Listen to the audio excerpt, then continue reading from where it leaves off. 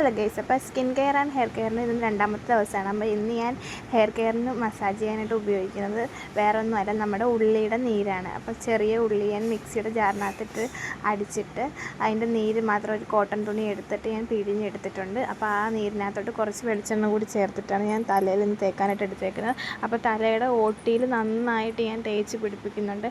അപ്പോൾ ഉള്ളിനീരെടുക്കുമ്പോൾ എല്ലാവരും ശ്രദ്ധിക്കണം, ചില ആൾക്കാർക്ക് ഇത് തലവേദനയും പനിയൊക്കെ ഉണ്ടാക്കാൻ ചാൻസ് ഉണ്ട്. അപ്പോൾ അതൊക്കെ നോക്കിയിട്ടൊക്കെ എടുക്കാവുള്ളൂ. എനിക്ക് വലിയ വിഷയമില്ല, ഞാൻ ഇടയ്ക്ക് തേക്കാറുള്ളതുകൊണ്ട് എനിക്ക് വലിയ വിഷയമില്ല. അപ്പം അങ്ങനെ അത് തേച്ച് കൊടുക്കുന്നുണ്ട്. ഇത് നന്നായിട്ട് നമ്മുടെ തലയുടെ ഓട്ടിയിലാണ് ചെല്ലേണ്ടത്. അപ്പോൾ നന്നായിട്ട് മസാജ് ചെയ്തതിന് ശേഷം ഞാനൊരു 5 മിനിറ്റൊക്കെ മസാജ് ചെയ്തതിന് ശേഷം ഞാൻ തലയുടെ മുകളിലോട്ട് മുടിയെല്ലാം കൂടി കെട്ടി വെക്കുന്നുണ്ട്.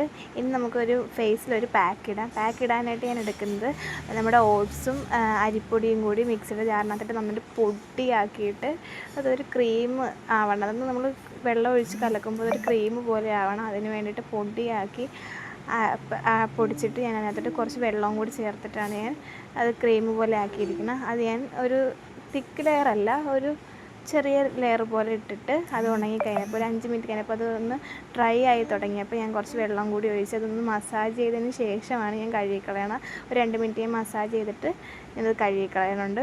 അപ്പോൾ കഴുകി കഴിയുമ്പോൾ സ്കിന്നൊക്കെ ഒന്ന് ബ്രൈറ്റ് ആയിട്ടുണ്ട്. അപ്പോൾ നിങ്ങൾക്കും തോന്നിയാൽ കമൻറ്റ് ചെയ്യുക. അപ്പോൾ ഇന്നത്തെ വീഡിയോ ഇത്രയൊക്കെയുള്ളൂ. ബൈ.